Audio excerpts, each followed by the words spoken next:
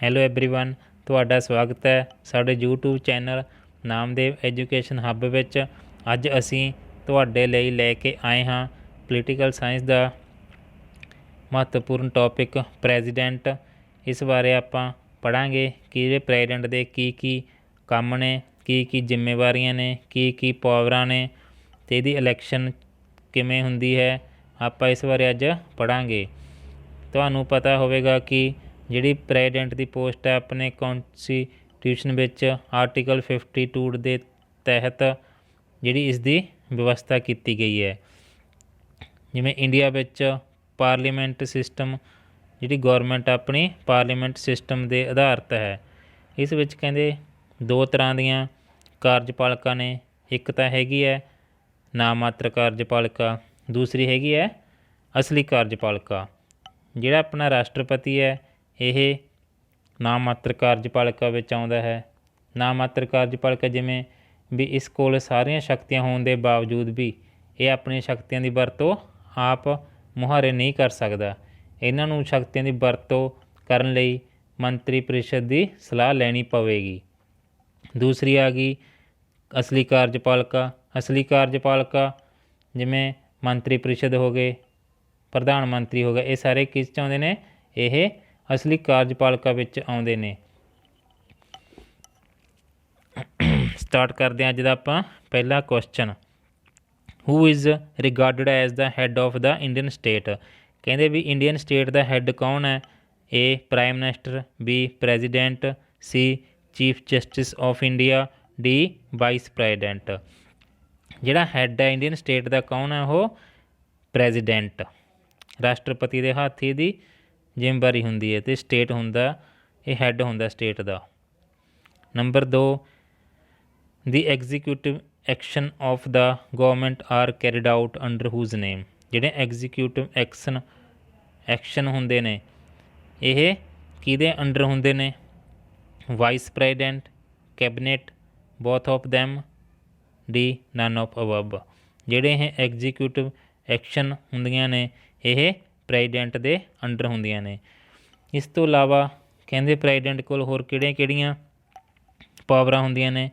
Executive power ਹੋ ਗਈ, legislative power ਹੋ ਗਈ, ਫਾਈਨੈਂਸ਼ੀਅਲ ਪਾਵਰ ਹੋ ਗਈ, ਜੁਡੀਸ਼ੀਅਲ ਪਾਵਰ ਹੋ ਗਈ, ਐਮਰਜੈਂਸੀ ਪਾਵਰਾਂ ਹੋ ਗਈਆਂ। ਇਹ ਸਾਰੀਆਂ ਕਹਿੰਦੇ ਪ੍ਰੈਜ਼ੀਡੈਂਟ ਕੋਲ ਹੁੰਦੀਆਂ ਨੇ, ਪਰ ਇਹਨਾਂ ਦੀ ਵਰਤੋਂ ਆਪ ਮੁਹਾਰੇ ਨਹੀਂ ਕਰ ਸਕਦਾ। ਇਸ ਨੂੰ ਮੰਤਰੀ ਪਰਿਸ਼ਦ ਦੀ ਸਲਾਹ ਨਾਲ ਹੀ ਇਹ ਪਾਵਰਾਂ ਵਰਤ ਸਕਦਾ ਹੈ।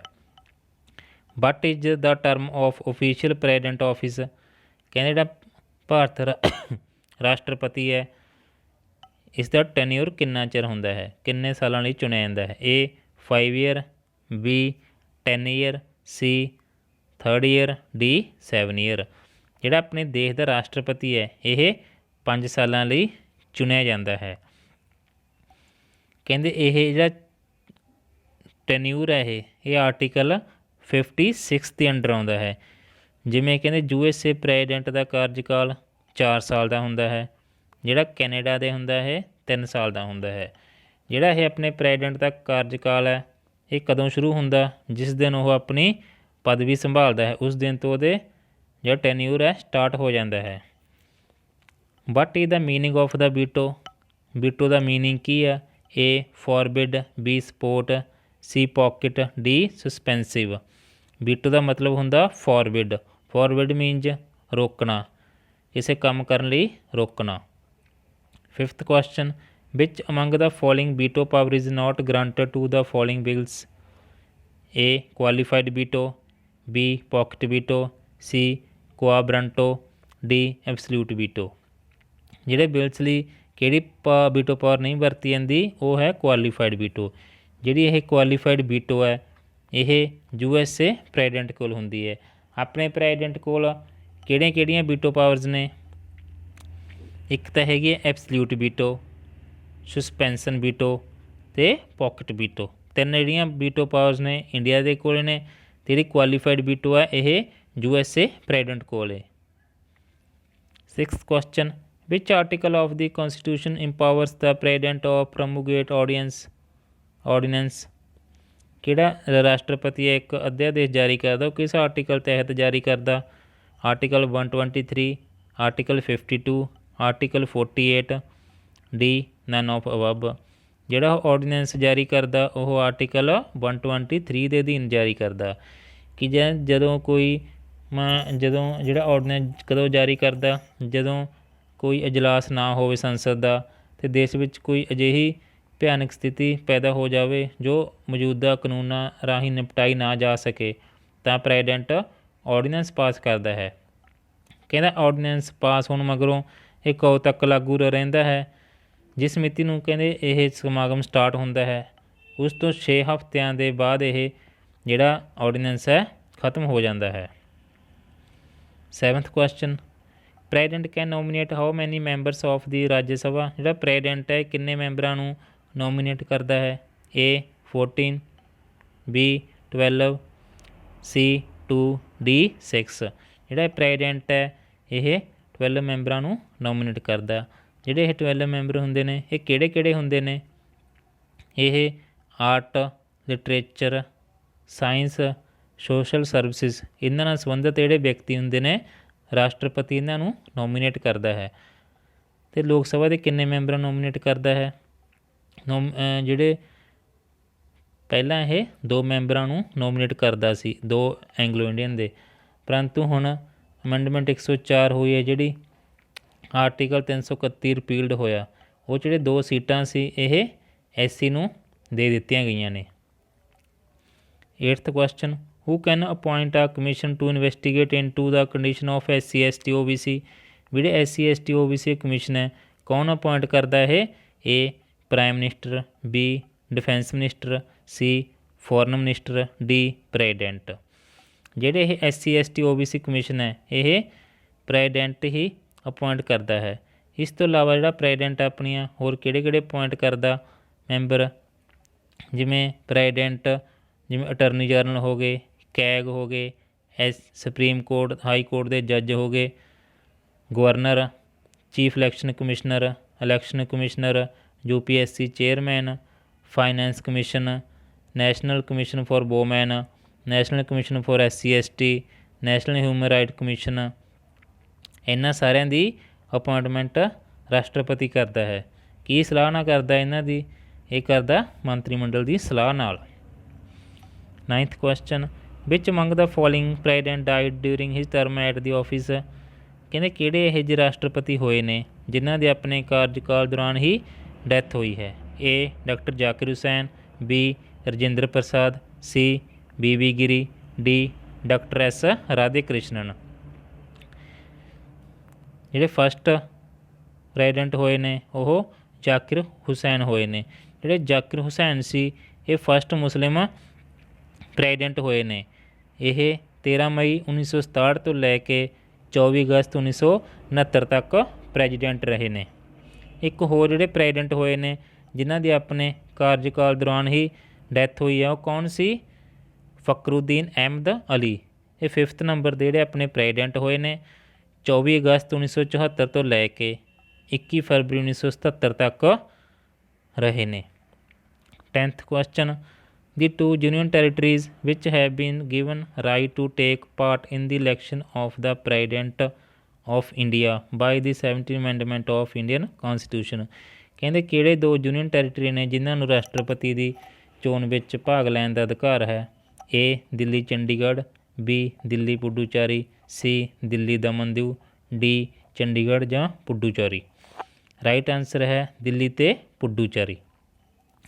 ਜਿਹੜੀ ਇਹ ਇਲੈਕਸ਼ਨ ਹੁੰਦੀ ਹੈ ਇਹ ਕਹਿੰਦੇ ਆਰਟੀਕਲ 55 ਦੇ ਤਹਿਤ ਹੁੰਦੀ ਹੈ। ਇਸ ਵਿੱਚ ਕੌਣ ਕੌਣ ਭਾਗ ਲੈਂਦੇ ਨੇ। ਇਸ ਵਿੱਚ ਲੋਕ ਸਭਾ, ਰਾਜ ਸਭਾ ਚੁਣੇ ਹੋਏ ਮੈਂਬਰ, ਦਿੱਲੀ ਪੁਡੂਚੇਰੀ ਦੇ ਮੈਂਬਰ ਜਿਹੜੇ ਹੁੰਦੇ ਨੇ ਇਹ ਭਾਗ ਲੈਂਦੇ ਨੇ। ਕਹਿੰਦੇ ਜਿਹੜੇ ਇਲੈਕਸ਼ਨ ਕਰਾਉਣ ਦੀ ਜ਼ਿੰਮੇਵਾਰੀ ਕਿਹਦੀ ਹੁੰਦੀ ਹੈ। ਜਿਹੜੇ ਰਾਸ਼ਟਰਪਤੀ ਇਲੈਕਸ਼ਨ ਕਰਾਉਣ ਦੀ ਜ਼ਿੰਮੇਵਾਰੀ ਹੈ ਇਹ ਇਲੈਕਸ਼ਨ ਕਮਿਸ਼ਨ ਦੀ ਹੀ ਜ਼ਿੰਮੇਵਾਰੀ ਹੁੰਦੀ ਹੈ। ਅਤੇ ਕਹਿੰਦੇ ਇਹ ਜਿਹੜੀ ਇਲੈਕਸ਼ਨ ਕਮਿਸ਼ਨ ਹੈ ਕਿਹਨੂੰ ਅਪੁਆਇੰਟ ਕਰਦਾ। ਲੋਕ ਸਭਾ ਵਿੱਚ ਜਨਰਲ ਸੈਕਟਰੀ ਜਾਂ ਰਾਜ ਸਭਾ ਜਨਰਲ ਸੈਕਟਰੀ ਵਿੱਚੋਂ ਇੱਕ ਨੂੰ ਰਿਟਰਨਿੰਗ ਅਫਸਰ ਵਜੋਂ ਲਾਇਆ ਜਾਂਦਾ ਹੈ ਜਿਸ ਦੀ ਸਾਰੀ ਜ਼ਿੰਮੇਵਾਰੀ ਇਲੈਕਸ਼ਨ ਕਰਵਾਉਣ ਦੀ ਹੁੰਦੀ ਹੈ। ਜੇ ਮੰਨ ਲਓ ਰਾਸ਼ਟਰਪਤੀ ਚੋਣ ਵਿੱਚ ਕੋਈ ਝਗੜਾ ਹੋ ਜਾਵੇ ਤਾਂ ਇਹ ਹਾਈ ਕੋਰਟ ਜਾਵੇਗਾ ਜਾਂ ਸੁਪਰੀਮ ਕੋਰਟ। ਜਿਹੜਾ ਇਹ ਚੋਣ ਦਾ ਝਗੜੇ ਦਾ ਜਿਹੜਾ ਇਹ ਸੁਪਰੀਮ ਕੋਰਟ ਸਿੱਧਾ ਦਾਖਲ ਹੁੰਦਾ ਹੈ ਅਤੇ ਸੁਪਰੀਮ ਕੋਰਟ ਹੀ ਇਲੈਕਸ਼ਨ ਦਾ ਨਿਪਟਾਰਾ ਕਰਦੀ ਹੈ। ਹੋਰ ਕੋਈ ਵੀ ਕੋਰਟ ਇਹਨੂੰ ਸੁਣਨ ਦਾ ਅਧਿਕਾਰ ਨਹੀਂ ਹੈ।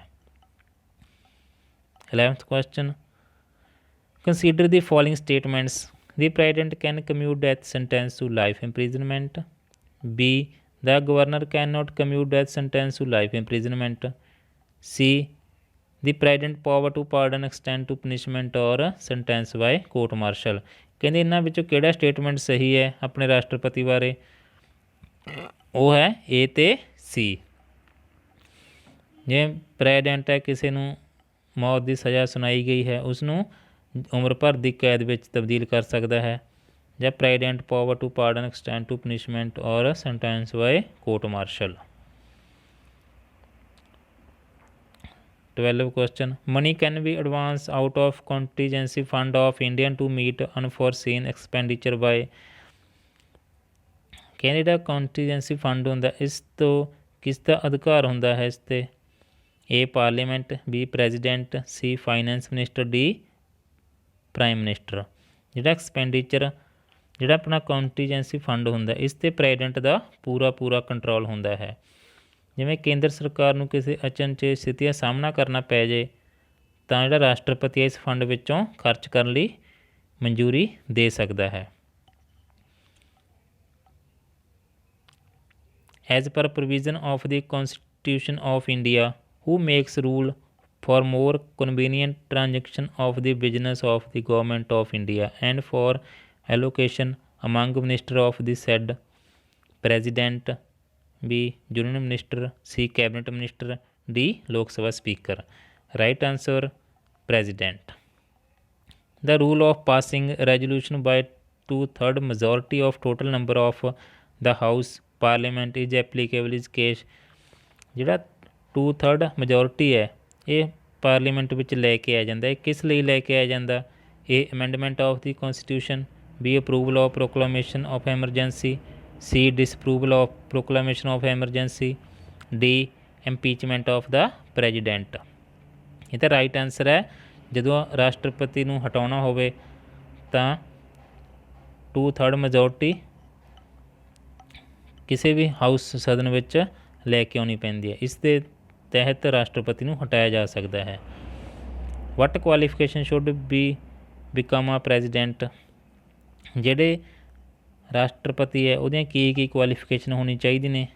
ਏ 35 year of age, B must of Indian citizen, C he should be eligible to elected as a member of Rajya Sabha, D A and B.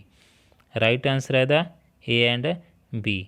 ਜਿਹੜੀਆਂ ਇਹਦੀਆਂ ਪ੍ਰੈਜ਼ੀਡੈਂਟ ਦੀਆਂ ਕੁਆਲੀਫਿਕੇਸ਼ਨ ਹੁੰਦੀਆਂ ਨੇ, ਇਹ ਆਰਟੀਕਲ 58 ਦੇ ਤਹਿਤ ਹੁੰਦੀਆਂ ਨੇ।